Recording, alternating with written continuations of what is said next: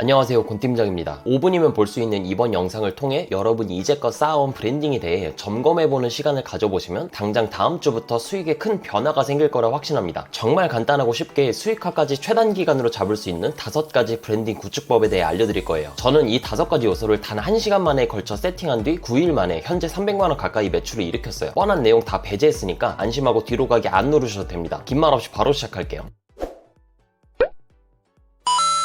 브랜딩을 뭐하러 할까요? 바로 판매해서 돈 벌면 되는 거 아닌가? 상품 혹은 서비스 한 개를 적당히 팔고 싶다면 사실상 브랜딩까지는 필요가 없는 것 같아요. 하지만 시간이 지날수록 더 비싸게 많이 팔기 위해서는 브랜딩이라는 건 필수 불가결한 요소입니다. 우리는 애플을 핸드폰 회사라고 생각하는 게 아니라 애플 그 자체로 기억하죠. 또한 배달의 민족을 배달 플랫폼이라고 생각하는 게 아니라 배민 그 자체로 부르며 이용하죠. 브랜딩은 어렵게 생각할 필요 없이 소비자들에게 더 효율적으로 기억되고 이용되기 위한 전략이라고 보시면 됩니다. 단지 이 전략의 유무에 의해 판매량은 10배가 차이 날 수 있어요. 그럼 브랜딩을 어떻게 세팅을 할 수 있는 건데, 여러분은 이 시점에서 위와 같은 생각이 머릿속에 스쳐 지나갈 거예요. 정말 많은 분들이 브랜딩을 공부하기 위해 관련된 책들을 잔뜩 사서 읽는 걸 목격했어요. 읽고 실행이 없다면 100권을 봐도 브랜딩 실력은 늘지 않아요. 간접 경험은 죽었다 깨어나도 직접 경험을 이길 수 없다고 제가 항상 강조하죠. 이 영상 끝나고 딱 1시간만 투자해서 최소치의 브랜딩을 직접 해보시기 바랍니다.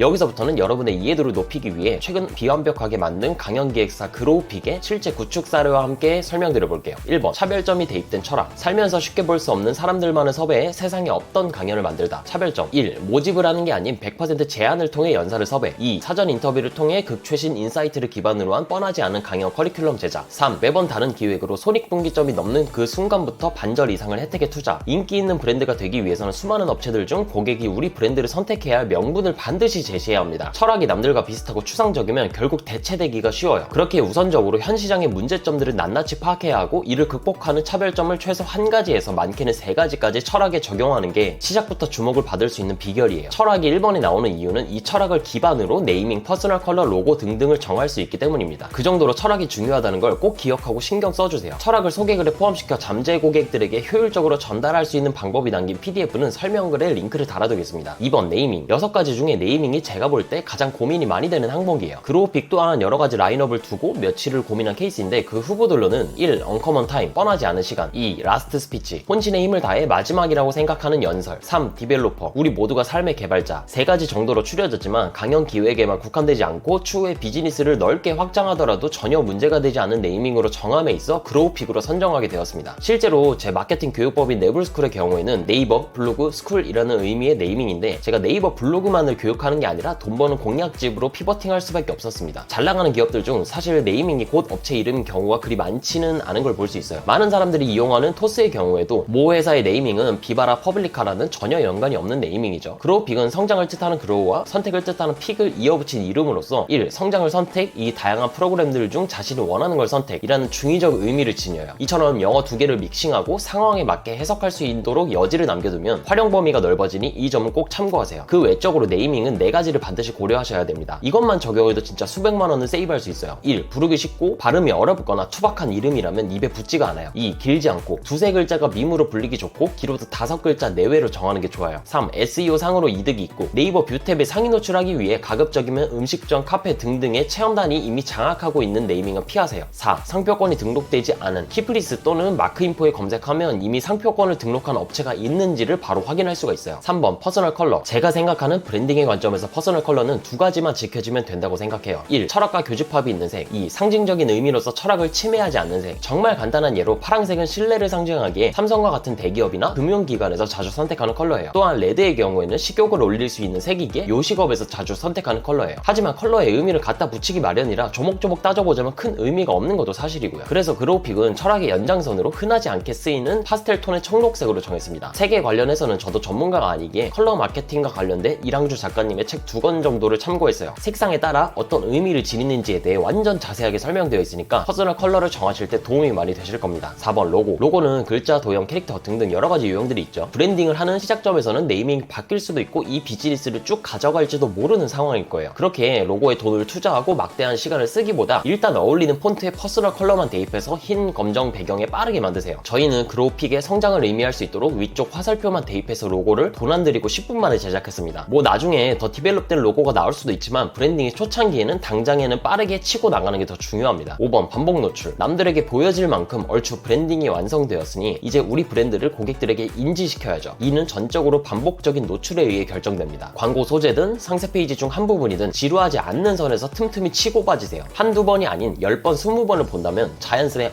어디서 봤는데? 라며 소비자들의 머릿속에 기억으로 자리 잡게 됩니다. 그 기억이 곧 신뢰로 변하고 구매 전환율의 향상으로 이어질 테니까요. 이게 바로 대기업들이 억 단위 광고비를 써가며 브랜드를 각인시키는 광고를 집행하는 이유예요. 반복 노출을 통해 언제 어디서든 자주 볼 수 있도록.